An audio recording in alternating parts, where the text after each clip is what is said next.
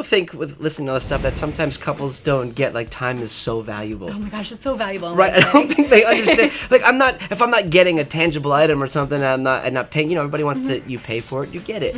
But they don't realize like what time or how much time goes into doing even just the simplest thing. The littlest things, even like just booking certain vendors. If you are planning your wedding within less than a year from your wedding date and you're just starting, a lot of your top choices might already be booked. So you're going to spend a lot of extra time searching for somebody that's available within your budget, and that you actually just click with and that you like. So it takes a lot more effort than somebody would think than just like, I'm going to call the guy down the street and see if he can do my wedding. It's a lot of time to just do the research part of it. Number 3, take me to number 3. Oh my gosh, we can save your sanity. Yeah, sanity. Save it.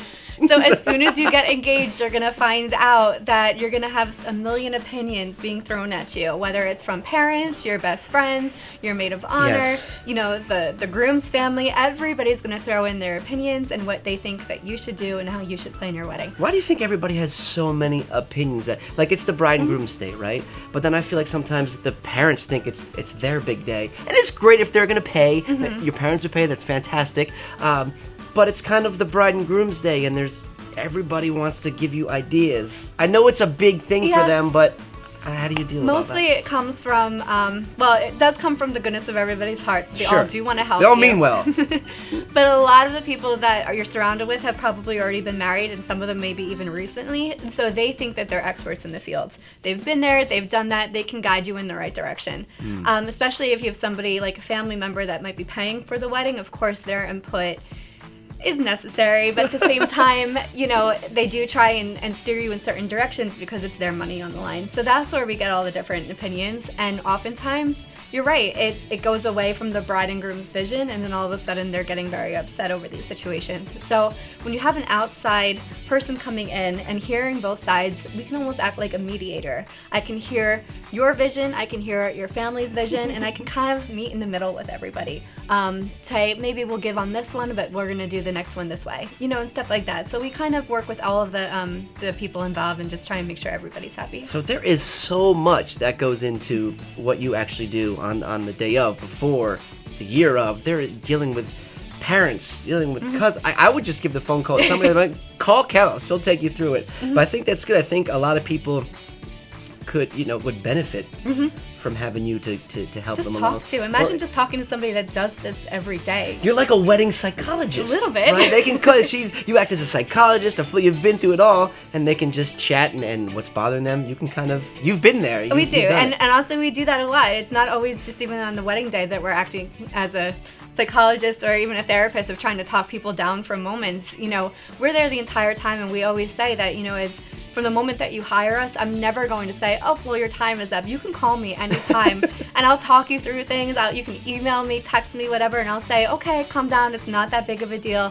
We'll figure it out together, and we'll just talk you off that ledge through the entire wedding process, not just the day or the. It's 3 o'clock in the morning, and you're laying in bed. And what am I? We have had those phone calls before. You have? Give me one. I don't recommend them. At 3 a.m. At 3 a.m. phone call about earrings. Yes, I have had them. About earrings? Earrings, yes. Tell me the story. Earrings at 3 a.m. Yeah, they wanted to know where we could rent earrings for our wedding day. I didn't answer the phone. I was sleeping. And I won't answer my phone after a certain time, just again for my own sanity. Sure. Unless it's an emergency, of course. But this was not an emergency. Too much wine, a little bit. It did wait until the next day. But I have received 3 a.m. phone calls before. I think it's so funny. So listen, everything that you have will be fun, it'll be good, and you're there to just kind of help them, steer them, and guide them through this whole process. That's why it's cool to have your own personal assistant. I'm actually going to have you come just be my personal assistant. Can I have an assistant? Kelly will do absolutely pretty much anything, but how about some things you won't do? There's got to be something that you just will not, like, I am not going to do. You know what? Honestly, there isn't very much that we haven't done. Of course, when you hire us for a service, I will only do that service unless, obviously you pay for another service. So you can't just call me, in the middle of your planning and say, Kelly, start calling transportation companies for me. I'm going to say, okay, well, this is how much it's going to cost. So we do charge our clients for the services that we do, but on a wedding day, honestly, there's not very much that we won't do. We do have to charge extra for things like moving furniture, so tables, chairs, larger items like arches and hoopahs and everything. We do have to charge for that because it requires a bigger crew. Sure. But as far as removing trash, we've cleaned bathrooms. You know, I've cleaned vomit before. Like you would change, somebody's like, here, my baby needs to be, would you change a baby's diaper? If it meant that it was something that the bride couldn't do or her immediate family members and there was something, it was pressing matter that needed to be done, absolutely. You'd put my dog somewhere? I think I did that for your wedding. By the way, those of you, Kelly actually did our wedding, and this was absolutely fantastic. And speaking about personally being there, yes, we have a dog, and I had no idea what happened to the dog after the ceremony.